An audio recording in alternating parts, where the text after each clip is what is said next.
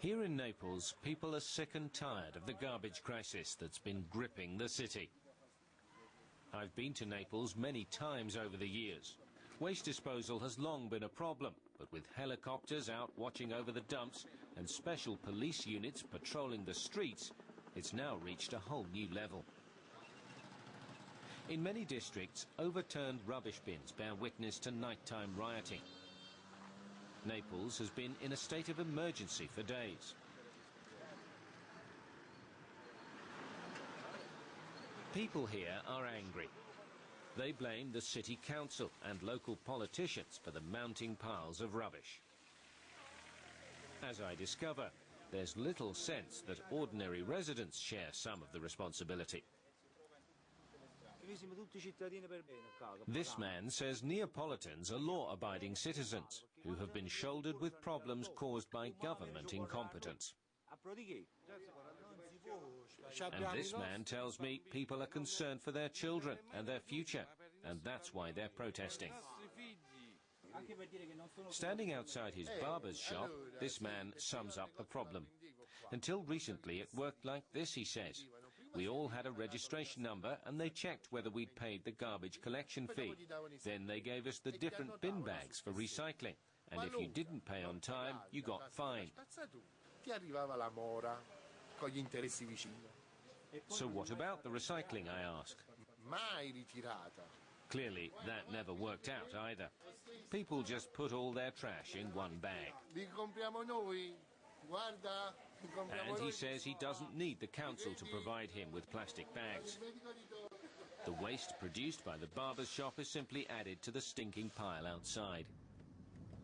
Like most of the suburbs of Naples, Pianura is a mess.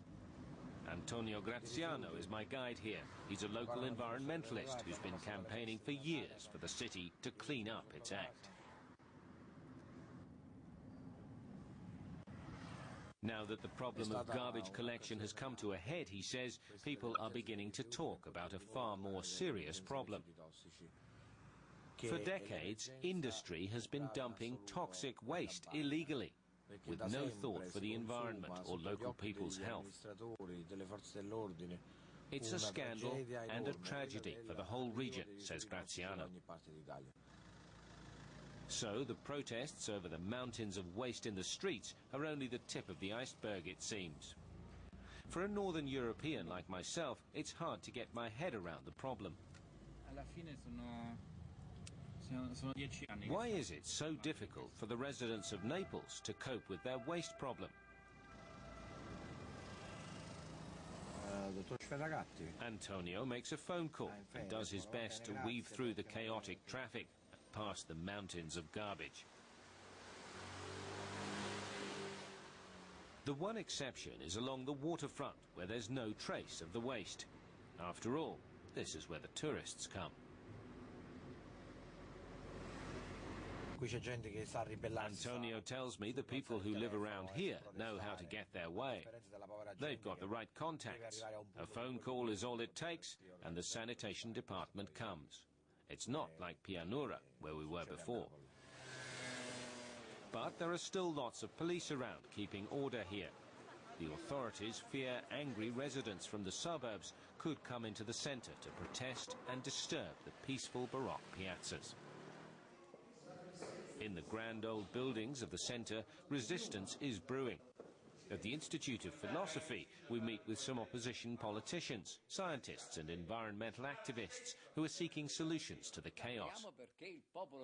This man tells me they're working to make sure the majority of the residents here finally wakes up.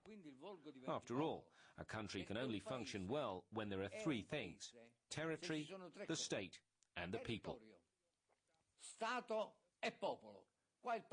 But he says there isn't a coherent people here, and there's very little state power, and the territory is in the grip of organised crime. I decide to investigate further. I go to a bar where people are watching the news. There are riots in Sardinia. People there are angry that rubbish from Naples is now being shipped to their island. And then a truck driver tells me an unbelievable story. che di andare in un'altra discarica. He says he was once driving a truckload of hazardous waste. He had all the right paperwork for the special landfill site where he was supposed to get rid of it. But while he was on the way there, the contractor called and said he should take his load to Pianura, to the city residential garbage landfill. At first, he didn't think twice about it. But then, the toxic fumes made him feel unwell. The waste was chemical, but it was declared as light industrial waste on the transport documents.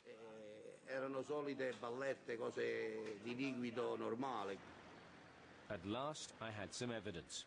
It was just what my friend Antonio had suggested. And he says illegal activities like that go on all the time.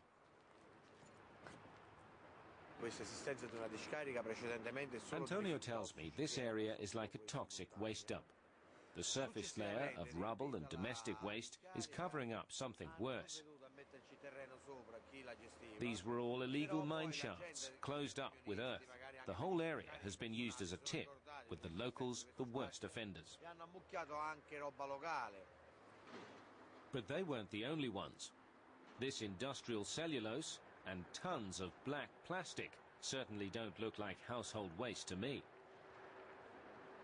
Nor do those great big blocks of pressed slag. That sand is full of iron, Antonio tells me. It's probably from a steelworks somewhere in northern Italy, but no one knows exactly what it's made of. He says he told the authorities about it 6 months ago, but they did nothing. Just like with the asbestos waste a few kilometers away. We continue our journey through the waste. This time it's domestic rubbish, and it stinks, especially when the sun comes out. Antonio is taking me to a high school. He wants to show me something that gives him some cause for hope amid all the chaos.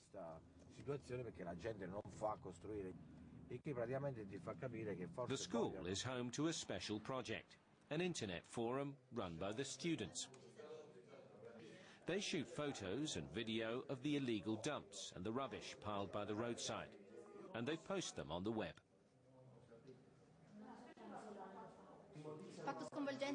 This student tells me the rubbish is often burned, and they're the ones who have to breathe in the fumes. It's clear the students aren't just doing this for fun. They really want things to change, sometimes against the will of their parents, says Don Emilio, head of the project.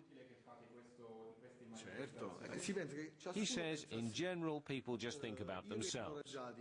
He tries to convince the students that everyone is capable of changing something, that everyone can play a small part in improving things. He points out that the waste separation at the school works fine.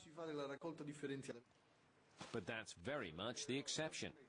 Antonio has to clear the waste bags from his own driveway.